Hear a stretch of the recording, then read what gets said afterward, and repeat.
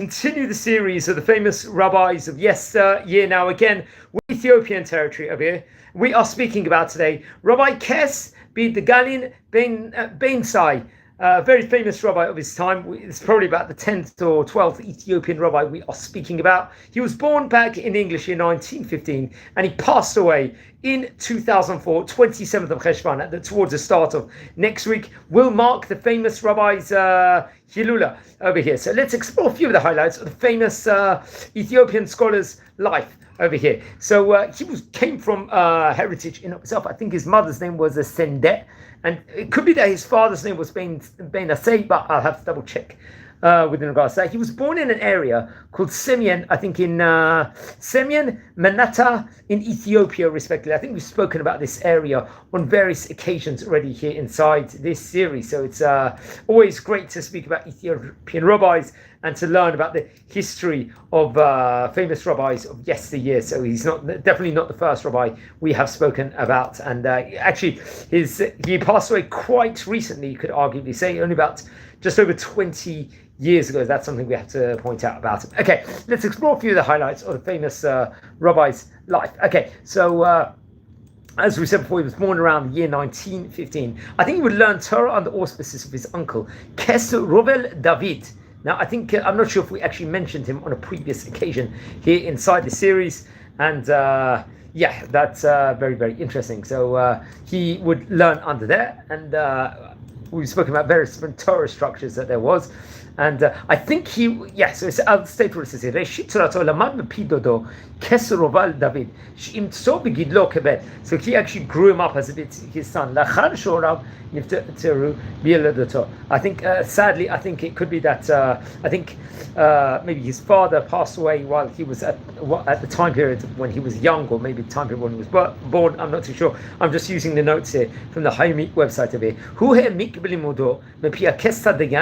Nevi Kinde Kes Yenta Tamyeno, respectively. So I think you'll be learning under their auspices, if I'm not mistaken. They were once again famous people of their time. I believe we did speak maybe about them also in a previous occasion before over here. So very, very important. So a lot of the title of a rabbi itself from Ethiopia is used the word Kes on many, many occasions, as we've seen. And this is obviously not the first video we are recording over here within regards to that. That's one thing I will definitely stress here on the outset. Okay, let's continue over here. So he would learn under their auspices. But in 1935, he was about 20 years of age. He would get married to his wife, Marat Avru Sentebu Neguse, I believe that was her name, and they would, I think, have 8 children, respected over. I think, sadly, it says over here, Shnaim mitocham meitu magefa. Sadly, I think 2 passed away through a plague, or there was at one stage of time. Nisa b'shenit lejab vizro ayelo v'noldo lahem 4 children. I think he would get married at a later stage and have 4 boys, 4 children. I'm not too sure after that. So I think he would have 12 children altogether, if I am not mistaken, at that stage in time. So yeah, so he would. Remember, at that point in time, unfortunately, there was like different health conditions in Ethiopia in of itself. So it wasn't. We didn't have maybe had all the healthcare benefits like we have in the Western world, respectively. Also, I think in 1935, at that point in time, B'Shanat Tafresh Tzadikei, 1935, Husmach lekes, he was actually got ordained and got the title of a kes. Hukit Parnes. I think he would actually work in the agriculture field in of itself, respectively, at that stage in time, and devote the rest of his time to the congregation in of itself. I think he would hold various different Torah lessons for men every single evening in a large, I think there was a synagogue style in that specific vicinity in of itself. As it says, inside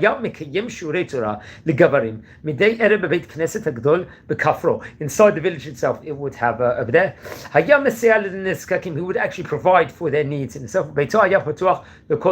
He was like a center place where many people will come from the community and will actually hear his Torah and get help if they needed. So he was like portal call over here. Anyone tuning in at the moment, we're exploring the history of a famous Ethiopian rabbi over here. So please subscribe to the channel and learn more about fantastic Jewish wisdom over here. As we're very diverse, we like to explore all the countries of the great rabbis that they actually came from. So we're concentrating on Ethiopia here today. Now, Kamot Tafshin Lamed Dalet, 1974. Tafas et Sultan Colonel Mengistu Hayele Mariam, I believe. Shigra et Ethiopia Lemilchama Lera'ab Kabed. I think there was a famine and hunger over there. I think there was a time period of war. Behen Meitu Kimilion Ezrachim. Many people had perished at that point in time.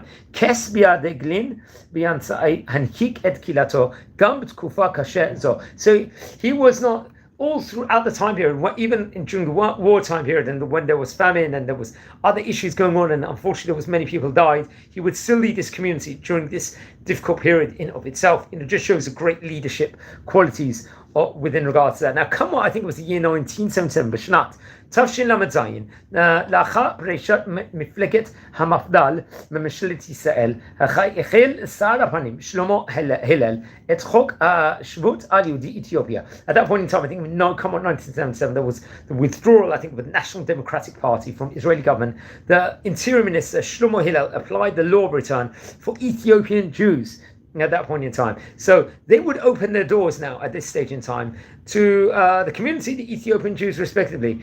But I think at that point in time, if I'm not mistaken, Kes Biedeglin Baynsay would oppose that specific immigration to land. He believed that at that point in time, I'll state what it says over in Hebrew because I'll encapsulate the phrase that Hayami website states over on Betray. למרות שמדינת ישראל פתחה שעריה ליהודי אתיופיה, קס ביאדגלין ביאנסאי התנגד לעליית לארץ ישראל. הוא סבר שירושלים חרבה ועומדת בטומאת, ואנשי ירושלים אינם עובדי השם. So he would actually hold, because of that specific reason in of itself, why maybe at that stage in time, that window, not to make that entrance to the land of Israel. That's what he held off seemingly at that stage of time. And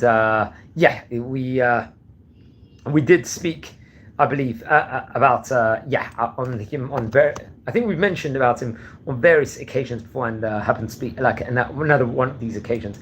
We're speaking about the famous rabbi, so that's something that we have to point out. Okay, let's explore more within regards to him. Just more information. Okay, so come on, 1991 it was. I think it was, I'll state it over once again in the Haimur episode. Erev Nefilat Sultano Shel Mengisto Hayela Mariam במהלך מבצע שלמה עלו לארץ ישראל, הוא actually, I think, come make עליית לארץ ישראל, מרבית היהודים שעוד נותרו באתיופיה. So at that stage in time, come on 1991, during, I think, Operation Solomon, most of the Jews who still remained in Ethiopia eventually immigrated to the land of Israel. Now, I think at that stage in time, it says here, Kes Biedeglin Baynsay, sheived et ma'or einav. So it could be, I don't know if he lost partial his eyesight or all of it. Amad b'sravo la'alot la'aretz. אך בעידודו של בנו, כס אדיוסו, הוא הצטרף אל העולים. So it's saying over here that, so I think on that stage in time, when he lost his eyesight, he would not emigrate at that stage in time, or maybe for different reasons. And so, but Kes Biedeglin Baynsay set, I think, with the encouragement of his son Kes Adiso, he joined the immigrants eventually, and he would settle in the Ushiot neighborhood, I believe, in Rehovot, once he arrived, and would continue to lead the congregation of leadership. Great skills he had in himself. Now, friends, anyone tuning in live, we're exploring the history of a great Ethiopian rabbi. Please subscribe to the channel now. We've got fantastic content over here, so join our community. We're exploring diverse rabbis over here from all over the world, and over here we're in Ethiopia territory, one of the only places in English language which will actually concentrate on that over here. Now, I think he was considered, now apparently it's actually stated over miracles actually occur within regards to his brilliance at that point in time. So he would settle in Oshiot, in Rehovot, that area. So apparently his eyesight came back. I don't know if it was a partial eyesight he lost originally or totality, but we'll come back at that point in time to see the greatness and the brilliance of the Chachamim. And he would see, it was an open miracle that actually occurred at that point in time. As it says, Ba'orit Sefer Torah. He was able to read the Torah again from his eyesight, and great miracles. Let's just say he had in of itself. Now, more. I think it did hurt him that the chief rabbinate's policy at that point in time would make the Jewish people from Ethiopia reconvert at that point in time. He felt that it was an insult, let's just say, to the community. And he really, while he was in Ethiopia, he fought against the Christian missionaries and was really an advocate within regards to Orthodox Torah Judaism, seemingly, over here, just reading from air. And he didn't... I think he wasn't happy that the state of Israel did not, I don't know if it initially, didn't recognize the Kes as the title of a spiritual leader of the Ethiopian Jews at that point in time. I'm not too sure the whole ins and outs at this stage in time within regards to that politically, but they play, obviously the Ethiopian community play a huge role in Israeli Jewry without a doubt. Now he passed away, I believe, on the 27th of Cheshvan in the year 2004, and he was buried in Rehovot. Now, I don't know if there's any written records of various teachings he did, but I think they wrote down other things that were said on behalf by his son. I think it was also a Kes and various different of his students. There was various different interviews that was conducted. For example, I'll tell you the names of the people that we source this over from. I think included, if I'm not mistaken, the Kes Adioso Baynsay, also Kes Biedeglin. So I think, I'm not too sure the entire names of the people that were. There were people that did chronicle over various different things. Kes Adiso Baynsay, he was Kes Biedeglin Baynsay, Shlomit Samani, I think, or conducted the interview. So someone of that specific name. Also, that's something I will point out. Now, so we'll also have to point out over here, Ethiopian Jews don't use a title as rabbis. Seemingly they would use a title of the Kes in of itself, respectively. Over here. Let's explore a few of his teachings over here now that we happen to be here on this live video. Friends, anyone tuning in, we are exploring the history of a great Ethiopian rabbi, so please subscribe to our community, to our channel, as we're really growing from strength to strength. We've we've already recorded over in this series about a staggering approximately I think as many as possibly 12 Ethiopian rabbis, which is a phenomenal, something we're very proud about in this channel. And one thing that we really are trying to do is really encompass like total diversity among the Jewish community in of itself. And it's always a privilege. And we've actually had, I must point out also on the onset, we've had relatives of some of these rabbis that have come to us and really thank us for the content that we've given over within regards to many of the great Chachamim here of yesteryear. So we happen to be speaking about Kes, who passed away over here, I believe 21 years ago here from the time of recording, all the way back in, I think it was in 2004. So that's something we have to stress and point out over here also. So that's very important. So we're going to explore some of his teachings. And by the way, friends, we are usually using this on many occasions, Hayomi website, within regards to many of the sources and informations that we are giving over. That's something we have to point out. Hayomi website, I think it's connected actually to Alliance Israelite Universal, and they give it over some very good, let's just say, backbone of great works in of itself. That's nothing that we have to point out within regards to that. So let's explore a few of the highlights of the great rabbi's life, and within regards to some of the articles and interviews he actually gave over on previous occasions over here. Okay, so just to state over here within regards to it, it's just going to take a minute just to get the information over here, and as we explore the highlights of the great rabbi's life, Kes Biedeglin Baynsay, respectively over here. Okay, so everyone tuning in, I will just continue now. Okay, so I think from one of the interviews which was conducted, he teached over, I think, not too sure what it was, one of his teachings was the importance of imbuing people inside the Torah in itself. That's one of the teachings he gave in one of his interviews. Another teaching he would give over, with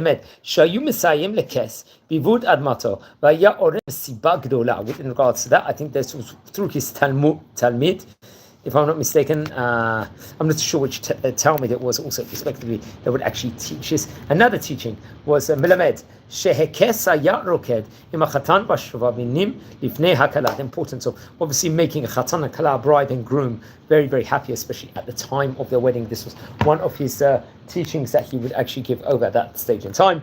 Another one, Melamed Shayukov Imsman Yom Kippurim Lefi Chishuv Rashi HaChodashim. That's another one of the teachings. This is another one of his teachings. Possibly that was because of all the missionary work he was trying to combat at that point in time, that there was unfortunately in Ethiopia, which is something that very much we have to stress over here. And another, maybe two more teachings we're going to give within regards to the great rabbi. מלמד לעשות צדקה וחסד בצניעות עם כל אדם. Important of doing chesed, charity work, kindness, and in a tzniut manner, in a modest manner with all people in of itself. And a last teaching we want to give over from one of his other students, מלמד שהייתה יושבת בחדר מיוחד והטיפול בילדים באחריות הבעל. This was another nice, I think, teaching that really encapsulates in of itself. So very great personality, famous man. I think also we've spoken about other rabbis over here. We've got lists of among the caliber of rabbis, especially in 20th century, included Kes Abba Yitzchak Yasso, who we spoke about, I think, already. Kes Ailon Menashe Adgotziao. Kes Elias Meharat, who passed away 2 years, I believe, before him. Kes Vavashat Eitzbag, I believe we also spoke about another rabbi, Kes Malka Azaria Yehayes, and Kes Menashe Zimro. This was another famous rabbi, and another rabbi we did speak about who passed away, I think, in 19th century, was Kes Sabohu Baruch. So I don't know how well connected all these rabbis were together. I'm sure there was a connection between all of them. That's something definitely I will point out over here. And friends, everyone tuning in live, we're a community. Please subscribe to our channel over here. We're nearing a staggering 8,000 subscribers. So I'm going to wish you all a Shabbat Shalom. Take care, and thank you very much, everyone, for watching. We don't just record videos over here on great rabbis of yesteryear. We're recording a lot of great content over here. We record videos with the good Jewish personalities. Also, at the moment, we get a burst of, let's just say, chizuk from a great rabbi here in modern day. Great personality over here in Israel. We try and record with great rabbis. We also are doing a new project at the moment where we are recording videos on the history of various different countries all over the world and speaking about the rabbinic structures of these countries respectively. So that's another project that we're very proud of and we're working on at the moment. So that's something I would very much strongly recommend everyone to look into over here, and just doing huge amounts more at the moment. So I recommend everyone to tune in within regards to that. And we also do special videos on the weekly Torah portion. That's another thing we have to point out. And another project that we've got, which I recommend everyone to check out on our channel, is we do songs, or we actually sing various different Shabbat songs. I recommend everyone to check that also. And we've been exploring the various different Talmudic schools, the yeshivot that there are in Israel, history within regards to history of the various different synagogues also. So that's something else that's we are definitely very proud about, and it's just a huge achievement, I just think, in this channel also in of itself. But the tours is probably the most exciting out of everything that we're doing. And yesterday we did many tours all over Jerusalem, so I recommend everyone to check that out. And we do short clips also, so that's something also a very interesting thing. Some people say that it could be very addictive to watch these things, but very great in of itself. So I really appreciate all the fantastic feedback, everyone. I'm going to wish you all a Shabbat Shalom, because we are about to be in Shabbat, Parshat Chayisar. It happens to be my weekly Torah portion, my actual reading in of itself. So very exciting in of itself. That happens to be on this opportune time. Actually happened to be my Hebrew birthday this week, just a few days ago. So that is something else. So as a birthday present, please subscribe everyone to the channel, and you're gonna watch over many things. We recorded already about 1,350 biography videos of great rabbis of yesteryear already inside the series. That's something else that I have to point out over here. So very exciting. So keep up the great work. Parshat Chayisara actually happens to feature, I believe, 105 verses. So which is very, very interesting. So it's one of the more medium parshiot, let's just say, inside the Torah, respectively. So that's something else that has to be pointed out over, friends. And watch this, after Shabbat Be'ez Hashem, we are going to put up a lot more great content for all you amazing people out there. So just watch your space within regards to that also. And also Mark Sikilul, I think Rabbi Raphael Hadana this week also. He also happens to have been a famous Ethiopian rabbi, I believe, of yesteryear. So watch your space and don't forget to light candles in these great rabbis' memories. Also, that's something I would definitely stress out over here on the onset and learn more about the great rabbis of yesteryear. And thanks very much. And wishing all a Shabbat Shalom, Umavarach, and enjoy and keep up with the inspiration, everybody.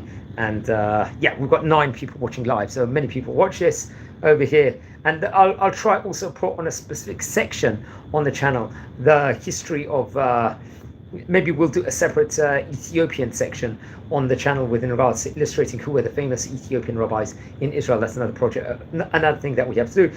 We need to make these in country orders. That's something we'll definitely stress over. And many people have been asking for all the countries to be stated in a separate fashion, which country is which. So that's something that I'll try and separate, because at the moment we are trying to formulate an entire encyclopedia on the history of great rabbis of yesteryear. So that's something that definitely we will aim to do here in the future. So please everyone, once again, wishing you a Shabbat Shalom. I think it's just about to be Shabbat in the next 15 minutes. So I think on that note, wishing you well, take care, and thank you for spending the time to watch. And remember, please subscribe to the channel now. Thank you very much.